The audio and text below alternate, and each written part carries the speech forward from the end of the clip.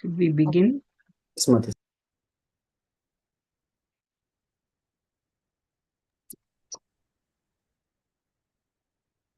नारायणं नमस्कृत्य नरं चैव नरोत्तमं देवीं सरस्वतीं व्यासं ततो जयम् उदीरयेत् नास्त्यप्रायेष्वभद्रेषु नित्यं भागवतसेवया भगवत्युत्तमश्लोके भक्तिर्भवति नैष्टिकी ॐ ज्ञानतिमिरान्धस्य ज्ञानाञ्जनशलाकया चक्षुरुन्मीलितं येन तस्मै श्रीगुरवे नमः मुखं करोति वाचालं पङ्गुं लङ्घायते गिरिं यत्कृपात्वमहं वन्दे श्रीगुरुं दीनतारणम्.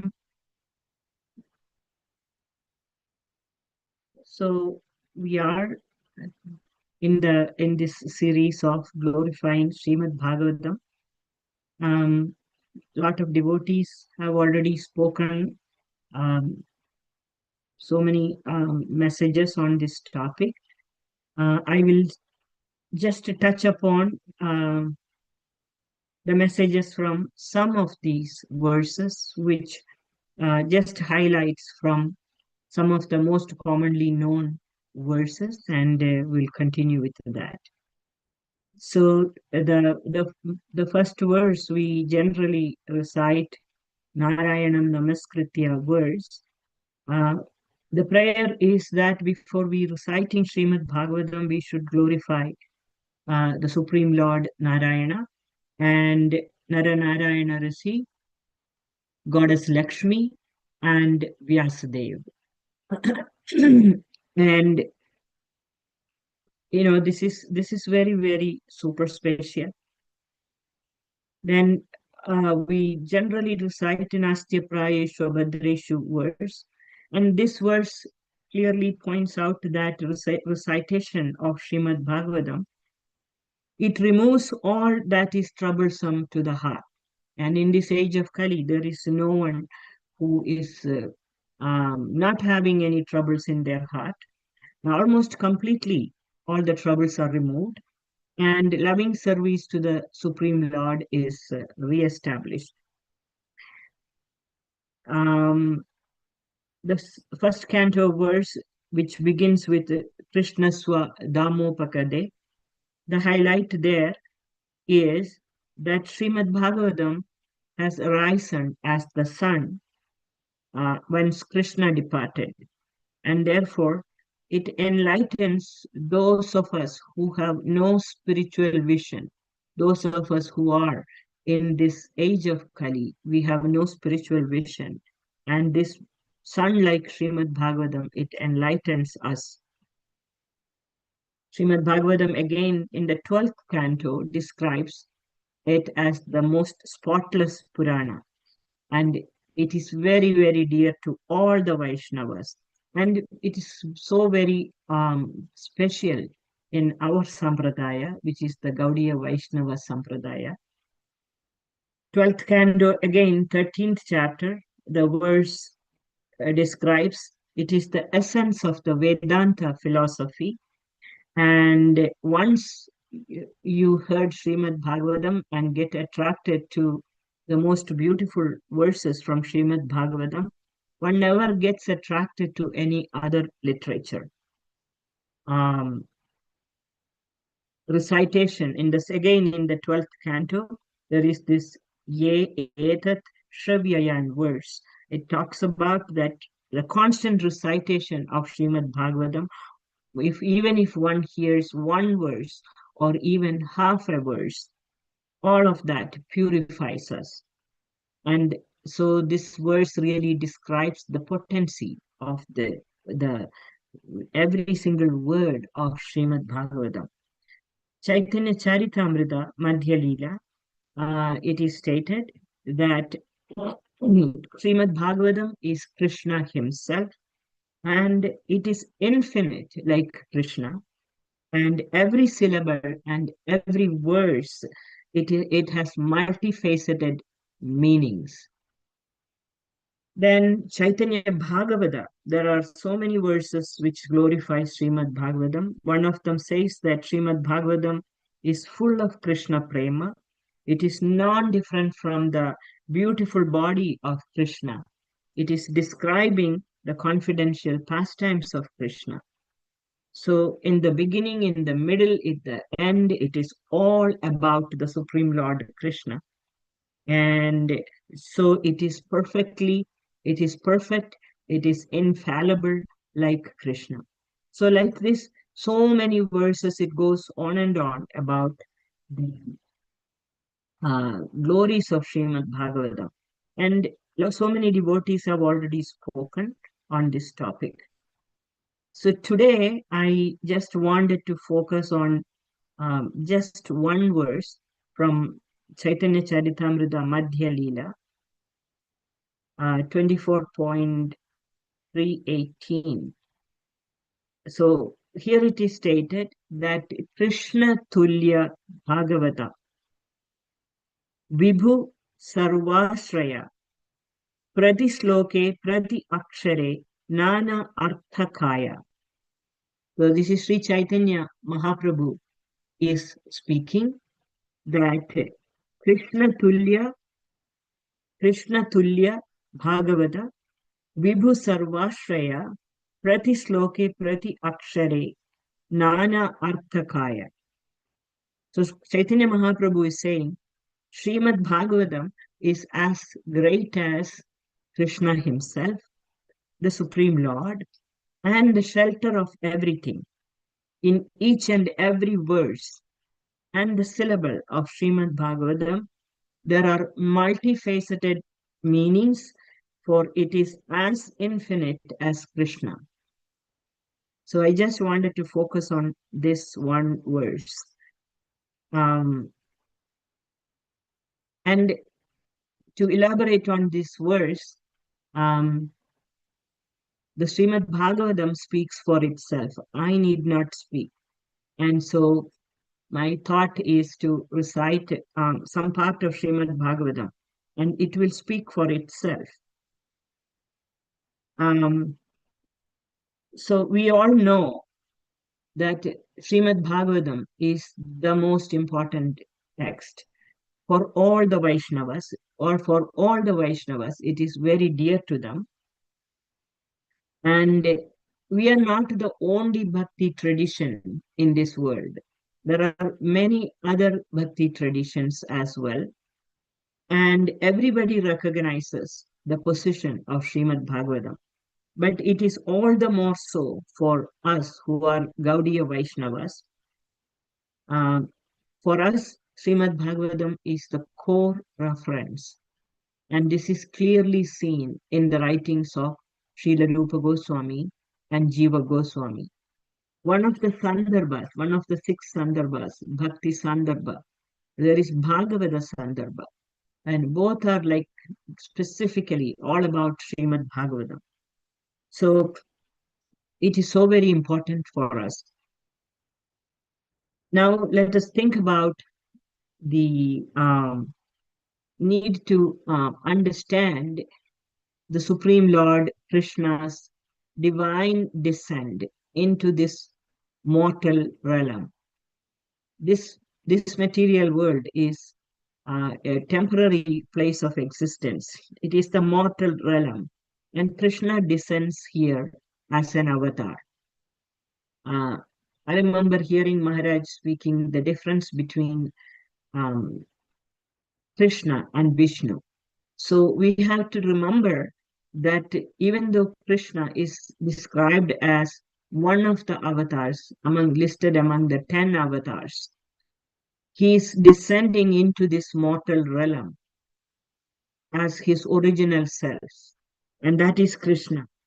He's breaking into this human space, and he is into our space and our time of this material world.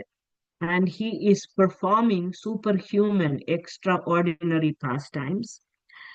And with whom does he perform these pastimes? With his devotees. And it is for the pleasure of his devotees he's coming down. And those beautiful pastimes, those extraordinary pastimes that he performs, that is where the heart of bhakti lies. Um, so Krishna's various types of relationships with his devotees and corresponding bhavas and rasas that comes out of it, these are the emotional states that is expressed in this intense form of bhakti. So these emotional states, they really represent the ultimate goal of the practice of bhakti. So even within the Vedic tradition, there are so many abstract systems. And these different types of philosophies emphasize more on discerning wisdom. Discerning wisdom in Sanskrit is known as Vijnana. But in Bhakti tradition gives complete full attention to the power of feelings and significantly the power of love, the power of devotion. And this is where the Bhakti tradition is different from other type of philosophical systems where they depend more on analytical studies.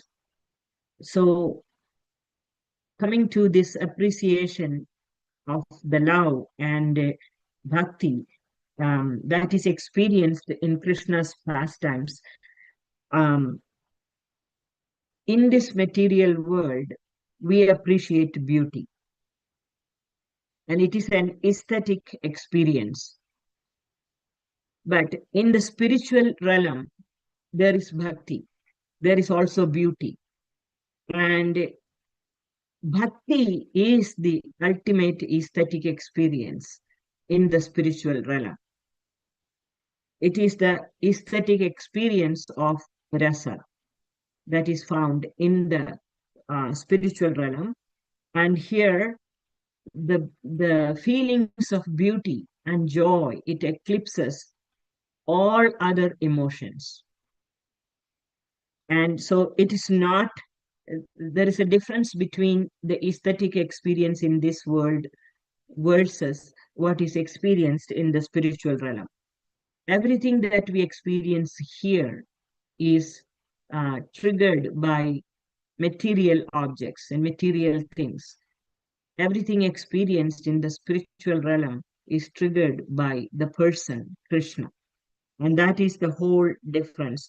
That's the divine Lord himself who inspires everyone in the spiritual realm.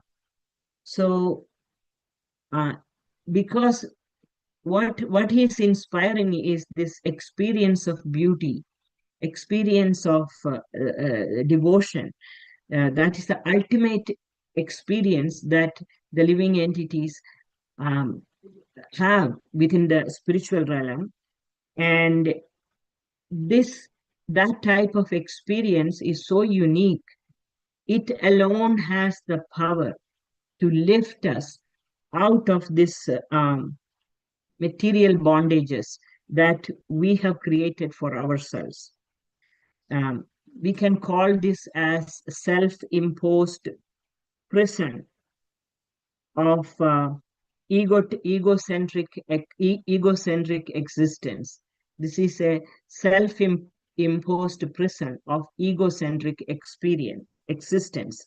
So the ultimate meaning and purpose of this embodied life is to attain to that ecstatic love for the Lord, ultimate meaning and purpose. And there is no other purpose. And Krishna alone can help us to get out of this self-imposed, restricted, egocentric existence in this material world. So Srimad Bhagavatam, first canto, first chapter, 20th verse, points out that Srimad Bhagavatam is a historical record of the events that transpired when Lord Krishna performed his extraordinary superhuman pastimes in this um, in this material realm. When he was performing these pastimes, he was concealed in the guise of a human being. So, in other words, it is a record of events that transpired when God descended to earth by himself in his original form. And he did it in the guise of a human. And that's very, really, very, very touching and beautiful. So, Srimad Bhagavatam speaks about 10 main topics, and actually, the whole purpose of all the entire text is to provide us, who are the readers of Srimad Bhagavatam, with an opportunity to encounter Krishna. Krishna is personally present in every verse of Srimad Bhagavatam. Even though 10 topics are described, ultimately the ultimate topic, the Ashraya, is Krishna. It is an opportunity for us to encounter Krishna, who is the Supreme Lord. Everything else is a prelude to that.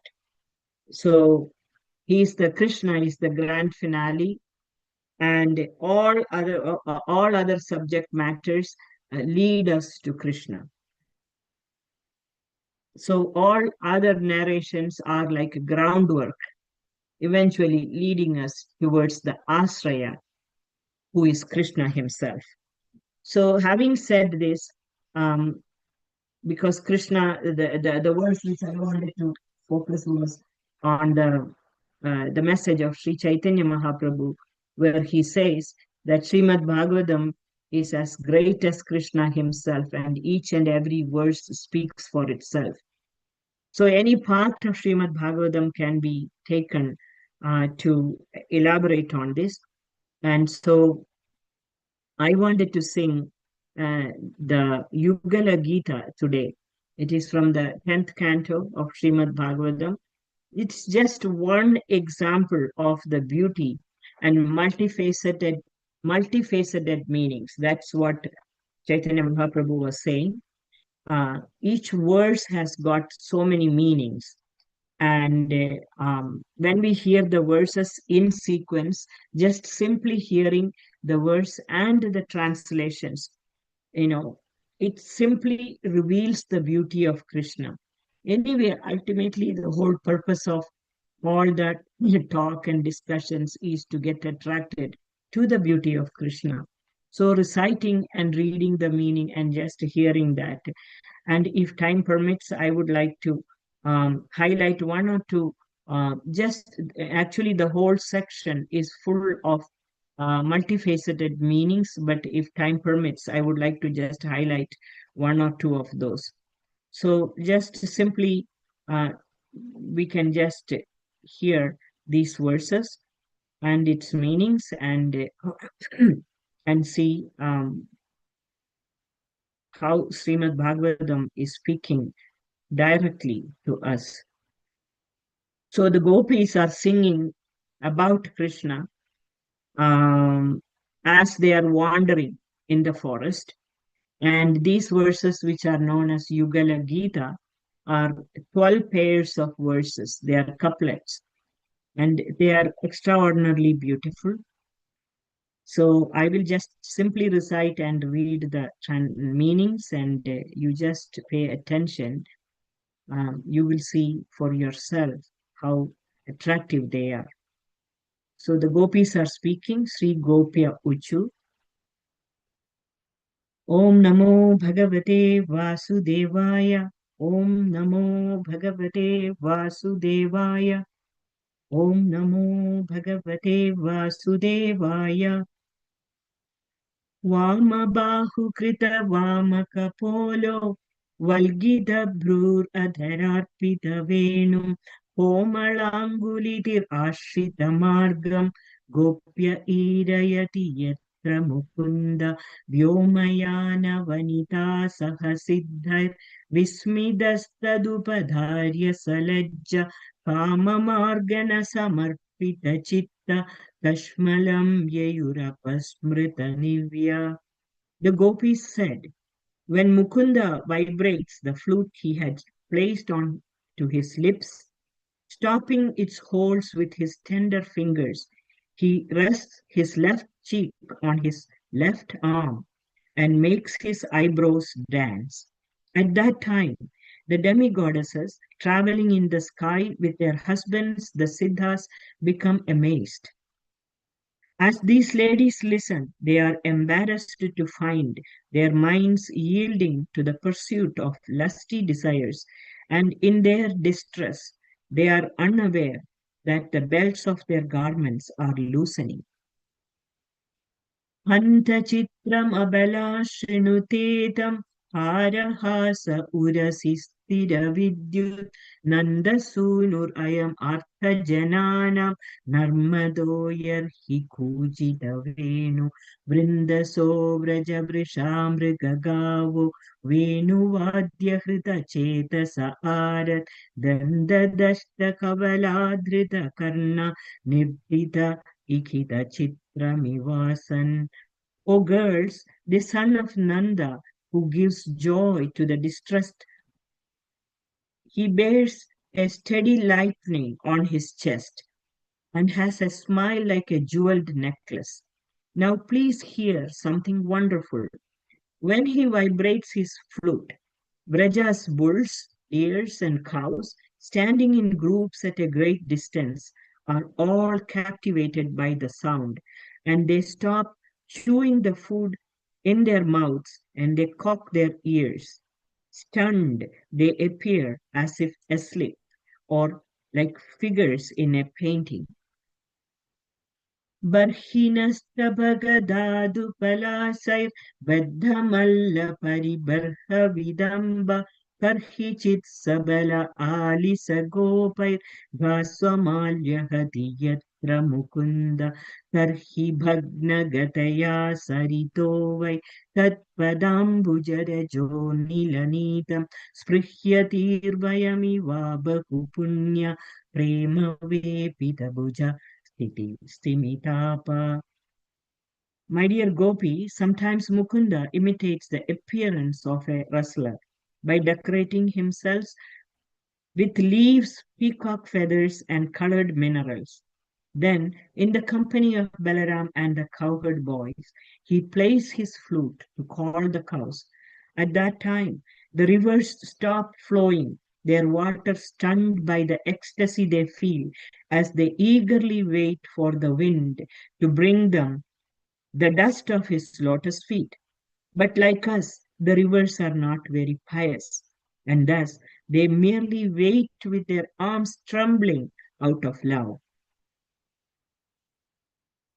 अनुचरैः समनुवर्णितवीर्य Adipurush इवाचलभूति वनचरो गिरिततेषु चरन्तिर्वेणुनः वयदि गासयदा हि वनलतस्तरव आत्मनि विष्णु व्यञ्जयन्त्य इव पुष्पफलाद्य प्रणतभारत प्रणतभारविपिता मधुधारा प्रेमहृस्ततनवो ववृषस्मा दर्शनीयतिलको वनमाला दिव्यगन्धतुलसी मधुमत्तै अलिकुलीर्अलकुगीतमभीष्टम् आद्रियान्यर्हि सन्धितवेणु सरसि सारसहंस विहाङ्गस् चारुगीतहृतचेतस एत्य हरिमुपासदते यतचित्त हन्तमीलितदृशो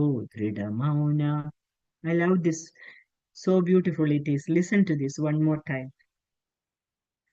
अनुचरै समनुवर्णितवीर्य आदिपुरुष इवाचलभूति वनचरो गिरितटेषु चरन्तिर्वेणुनाह्वयति गासयदा हि वनलतस्तरव आत्मनि विष्णुं व्यञ्जयन्त्य इव पुष्पफलाद्य प्रणतभार प्रणतभारवितपामधुधार प्रेमहृस्ततनवो बभृशुष्मा दर्शनीयतिलको वनमाला दिव्यगन्धतुलसी मधुमत्तै Alikulir alagugidamabhishtam adriyanyarhi sandhitavenu sarasi sarasahamsa vihangas charugita hrita chetasa etya harimupasata teyata chitta hantamilita drisho mauna. Even if you don't know anything, just listening is so beautiful. Krishna moves about the forest in the company of his friends, who vividly chant the glories of his magnificent deeds. He thus appears just like the Supreme Personality of Godhead, exhibiting his inexhaustible opulences. When the cows wander onto the mountain sides, and Krishna calls out to them with the sound of his flute, the trees and creepers in the forest respond by becoming so luxuriant with fruits and flowers that they seem to be manifesting Lord Vishnu within their hearts. As their branches bend low with their weight, the filaments on their trunks and the vines stand erect out of the ecstasy of love of God. And both the trees and the creepers pour down a rain of sweet sap, maddened by the divine honey-like aroma of the tulasi flowers on the garland Krishna wears. Swarms of bees sing loudly for him, and that most beautiful of all persons thankfully acknowledges and acclaims their song by taking his flute to his lips and playing it. The charming flute song then steals away the minds of the cranes, the swans, and other lake dwelling birds. Indeed, they approach Krishna, close their eyes, and maintaining strict silence, worship him by fixing their consciousness upon him in deep meditation. You can just imagine how much one can learn from just simply listening to this verse. Actually, all these conscious and the living entities as well as um, the entities which has no consciousness, everyone is stunned by Krishna's flute. And it is stated here, they worship him by fixing their consciousness upon him in deep meditation. Everybody is so captivated simply by the beauty of Krishna. There is no movement at all. The verses speak for themselves.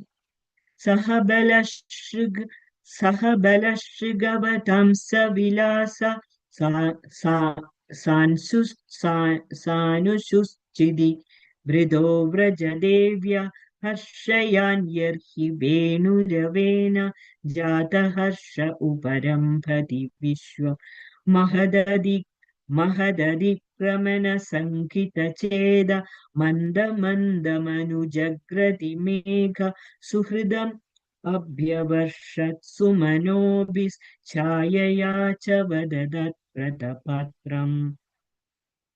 O goddesses of Vraja, when Krishna is enjoying himself with Balaram on the mountain slopes, playfully wearing a flower garland on the top of his head, he engladdens all with the resonant vibrations of his flute.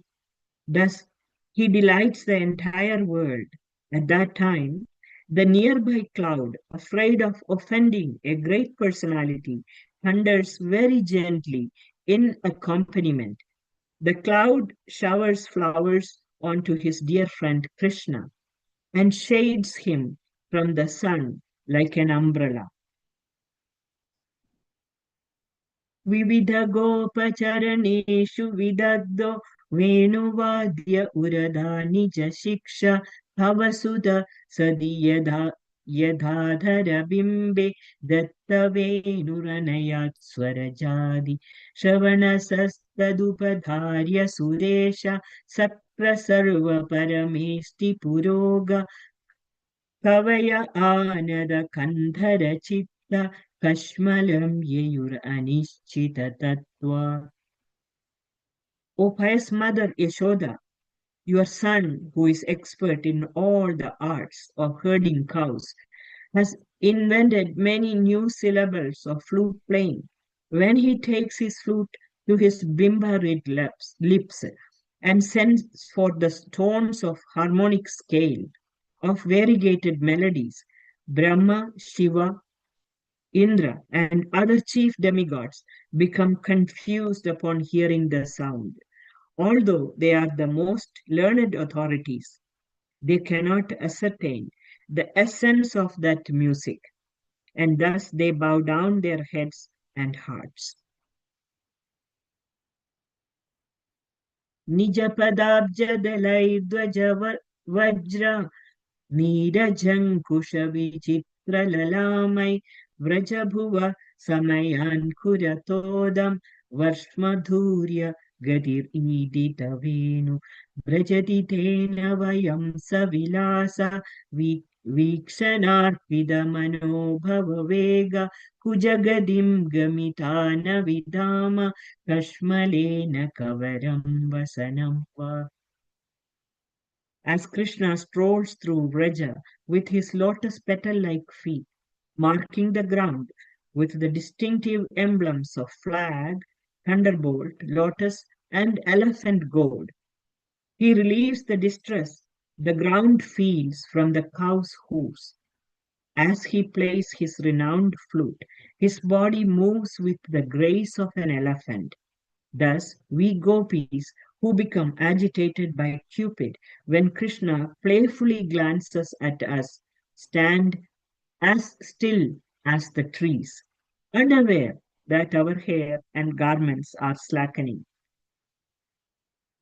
Manidhara kvachid Manidhara kvachid aganayanga malaya deida gandha tulasya pranayino anucharasya kadamshe prakshipan bhujam aghaya yatra Kvanita venurava vanchita chitta Krishna anvasata Krishna ghriniya gunaganarnam anugatya harinyo gopika iva vimukta grihasa. Now Krishna is standing somewhere counting his cows on a string of gems. He wears a garland of tulasi flowers that bears the fragrance of his beloved, and he has thrown his arm over the shoulder of an affectionate cowherd boyfriend. As Krishna plays his flute and sings, the music attracts the bees, the deer's wives, who approach that ocean of transcendental qualities and sit down beside him. Just like us cowherd girls, they have given up all hopes for happiness in family life. कुन्दधामकृतकौतुकवेशो गोपगोधनवृतो यमुनायं नन्दसूनुरनुघेतववत्सो नर्मदप्रणयिनां विजहार मन्दवायुरुपवात्यनुकूलं मानयान्मलयज्जस्पर्शेन वन्दिनस्तमुपदेवगणाय Vadyagita Parivavru. O sinless Yashoda, your darling child, the son of Maharaj Nanda, has festively enhanced his attire with a jasmine garland, and he is now playing along the Yamuna in the company of the cows and the cowherd boys, amusing his dear companions. The gentle breeze honors him with its soothing fragrance of sandalwood, while the various Upadevas standing on all sides, like panegrists, offer their music, singing, and gifts of tribute.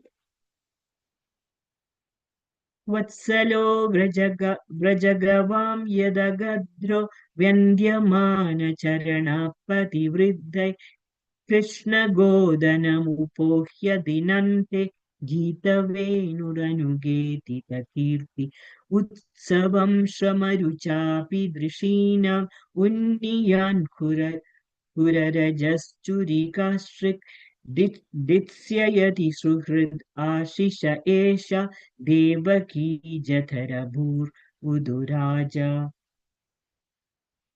Out of great affection for house of Vraja, Krishna became the lifter of Govardhan hill.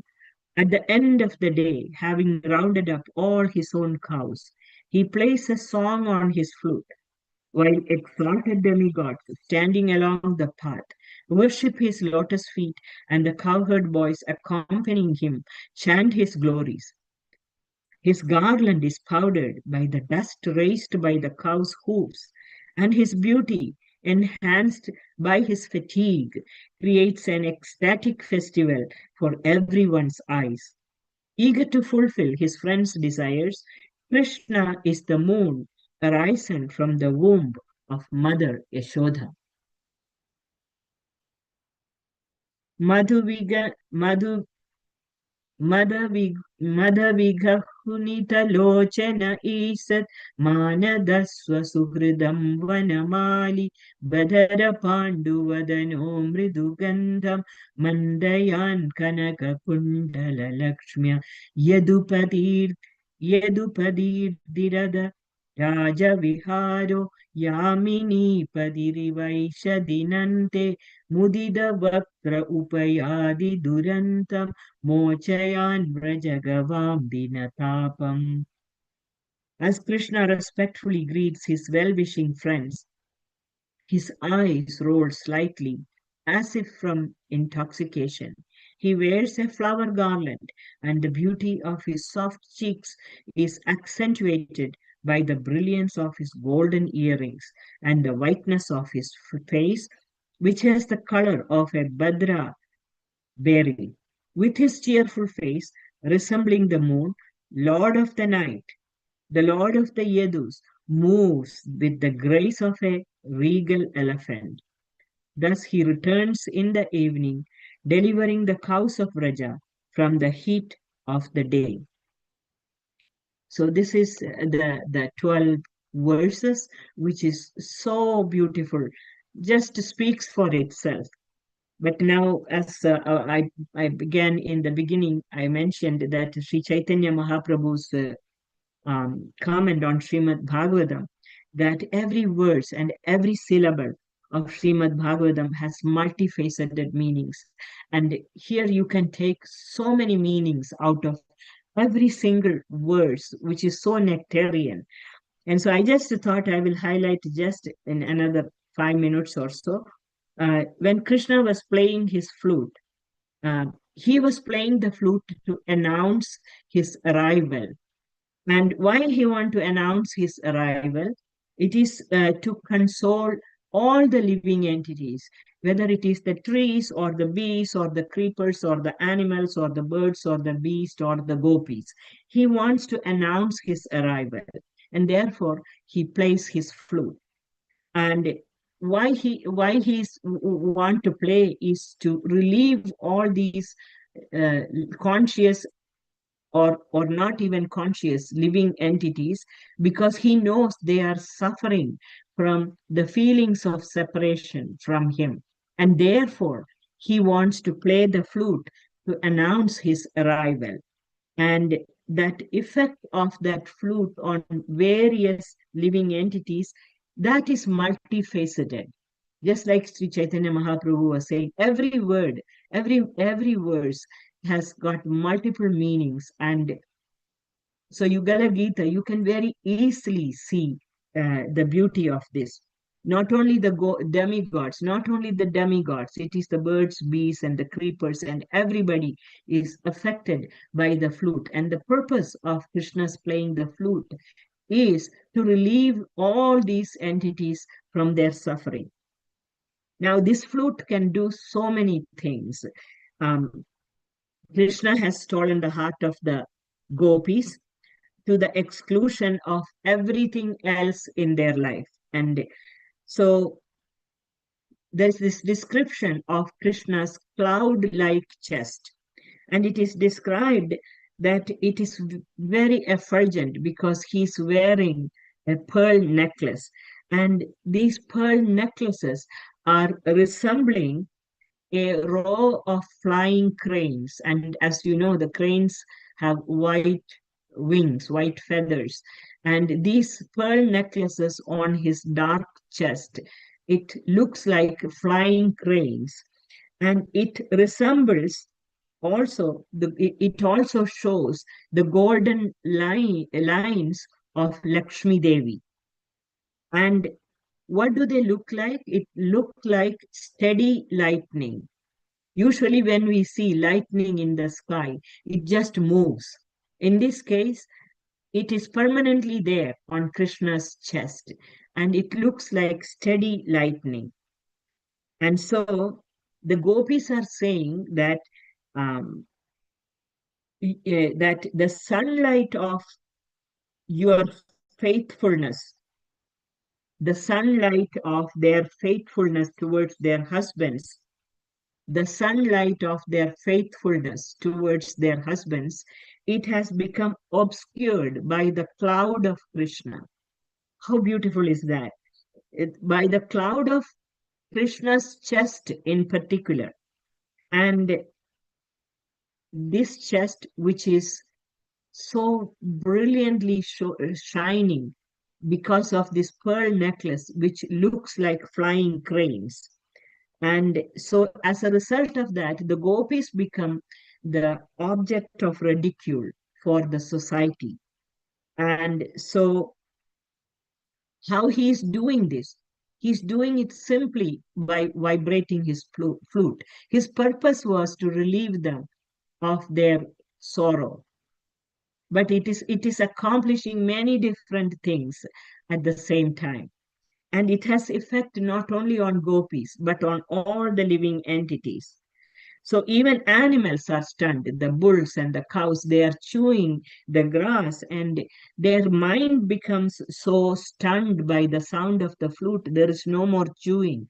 The grass is not even falling out of their mouth, and all their senses stop functioning. And the chewed grass will remain in their mouth. And so Vishwanath Chakravarti Thakur says that they exhibit Sanchari Bhava. Sanchari Bhava is the feeling of being stunned, and they become totally immobilized, and even their breathing stops, and they become motionless like painted pictures. All of this is happening just by the flute sound. And as a result, even though they are exhibiting this Sanchari Bhava, also another expression, another Bhava arises, and that is Adbhuta Bhava. That means they are wonder, the feeling of wonder. And so they are totally stunned, they become motionless, they look like pictures, painted pictures. So it is not only the conscious being, even these unconscious entities are becoming stunned. So Krishna is then calling the cows by their names. Some of them, they have the name like Kalindi, Ganga, Yamuna. So when he's calling with his flute, all the rivers, the Ganga, Yamuna, and Saraswati, they are all thinking that Krishna is calling them because he wants to take bath in their waters. And so they want the waters of these rivers want to break their banks. They want to overflow to invite Krishna to take bath. And but they are unable to do so because they are also stunned, just like the gopis, just like the animals. The unconscious or the rivers who are not conscious beings, they are just simply flowing, the water is flowing, they are also stunned, and as a result of that their natural movement is stopped. Then the natural course of the river, it is simply to follow, and it is completely stopped. It is because the currents stops flowing, they are not able to go above their banks. So there is this word used in this verse is bhagna gataya. Bhagna gataya means broken movements. So the reverse worldly progress is stopped by the effect of the flute playing of Krishna, bhagna. their natural movement is stopped because of why it is stopped? Because they failed to get the association of Krishna. The rivers were desiring to reach Krishna, and they failed to get it. And therefore, the poetic beauty of this, Vishwanath Chakravarti Thakur says that the other rivers, they start laughing, seeing the condition of these rivers who are stunned.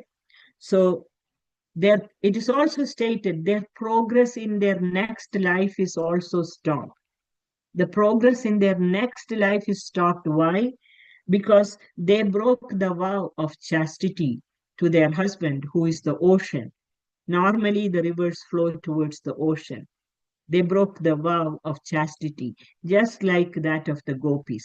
And this is also true for the deer's wives. One of the verses talks about the wives of the deers, they all are stunned and they are so absorbed in hearing this beautiful flute song that they become motionless. And they are all feeling the same thing, that their future life, there is no progress because of this deep attraction towards Krishna. So similar to the gopis, the rivers also are desiring the dust from the lotus feet of Krishna. They are hoping for the favorable winds to blow so that they can just get the dust from the lotus feet of Krishna. So I took a few extra minutes. We started 5 minutes late also.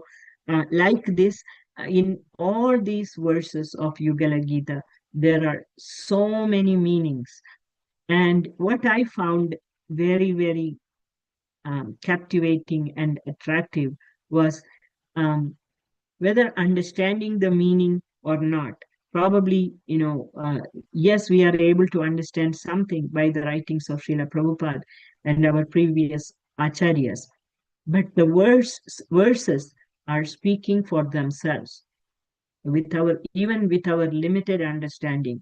Just hearing those verses in sequence in a continuous way, not like just um, listening just one part of it, but when you hear the whole sequence of verses, it completely captivates you. Even if you may not know the entire um, different different type of understanding of these verses, the verses themselves are fully captivating. And therefore, I thought I'll take my time and just recite. That's the beauty of Srimad Bhagavatam. I find, that you don't need to be intellectual at all. You can be just appreciative of its beauty, and then Krishna, who is the object of the worship. After all those different topics, the 10 main topics of Srimad Bhagavatam, Krishna, who is the Asraya, he attracts you by his beauty through these verses. And that's all what I wanted to share today. Thank you. Hare Krishna.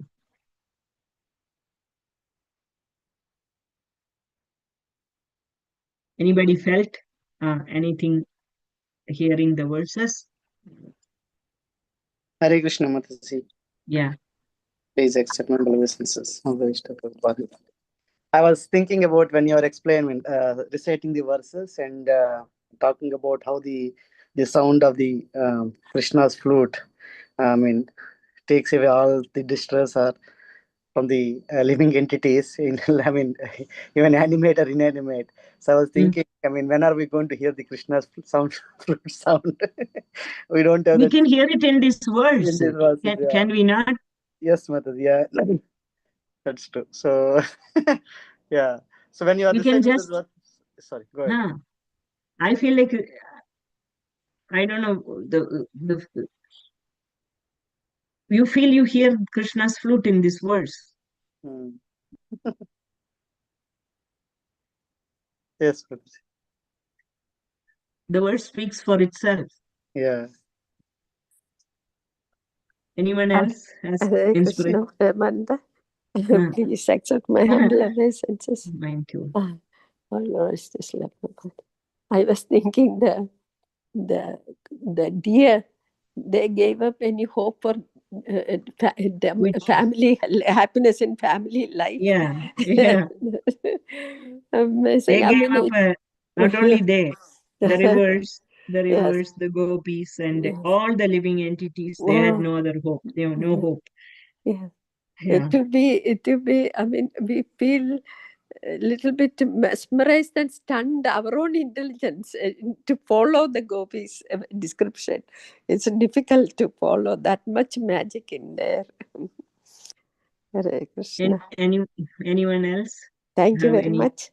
anyone else have any Hare feelings Krishna towards these Mataji, Danvat verses? Pranam. This is Yeah. Valli. Yeah, we not only listen, we, when you sing like this with melodious voice and the rhythm, Mataji, I can even picturize Krishna when you said keeping his left cheek on the left shoulder and Yes, yes, how left he is cheek on the left. holding his Yes, other yes, gopa with his other hand and how he is standing. And yes, yes, yes. so it That is is the like beauty. That's it. picturizing That everything in that front is of it. us. That is it. Yeah. Yes, You got it. yes, Mataji. So Yeah. wonderful. Actually, there is Yeah, so much description of it. yeah, yeah. Putting his left cheek on his left shoulder Mm-hmm. and leaning Yes, onto a gopa, it that just that is pictures my it. Yeah. favorite verse, Mataji. Out of Yeah. everything is so beautiful. Venagana Madhuriyam, that's what they say. But Yes. the picturization itself is so nice. Wonderful, Mataji. Yes. Thank you. Sure is. Hare Krishna. Chintamani.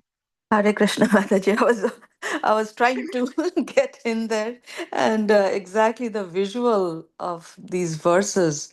I mean, it's like it's appearing in front of you.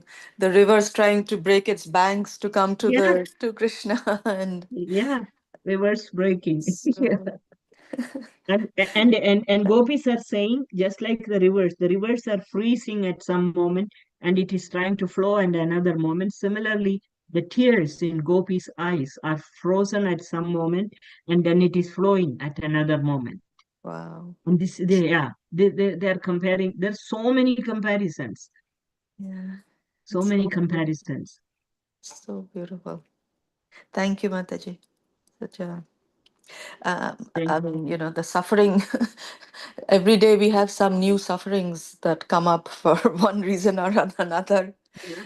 And, this was such it was like soothing balm just on the A- heart. a- Feel And it. that's what it is said that Krishna, when he enters the forest playing on his flute, his purpose was actually not only to announce his arrival, it is to console the trees and the creepers and the birds and the beasts suffering in separation from him. That's what is stated. Yes, So yes. Mm. he wants to soothe all the living entities. But you can see that in this mortal realm, we are unnecessarily suffering because this is self-created punishment for us. Okay, nobody told us to be like this. Mm. It is self-created, and we can see that even in ordinary day-to-day activities, we can see that our problem is we create our own suffering and we don't know how to get out of that.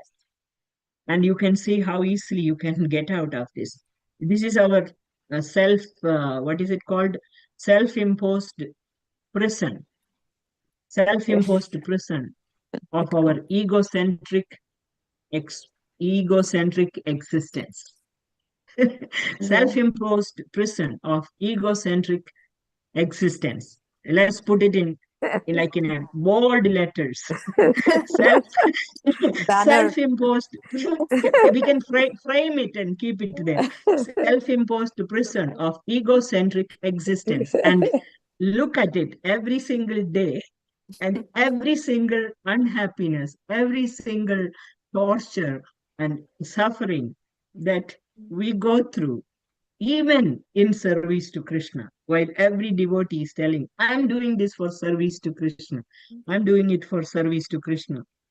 and then sitting there and crying. I'm suffering so much because I'm doing it for Krishna. Why are you crying? There is no reason to cry.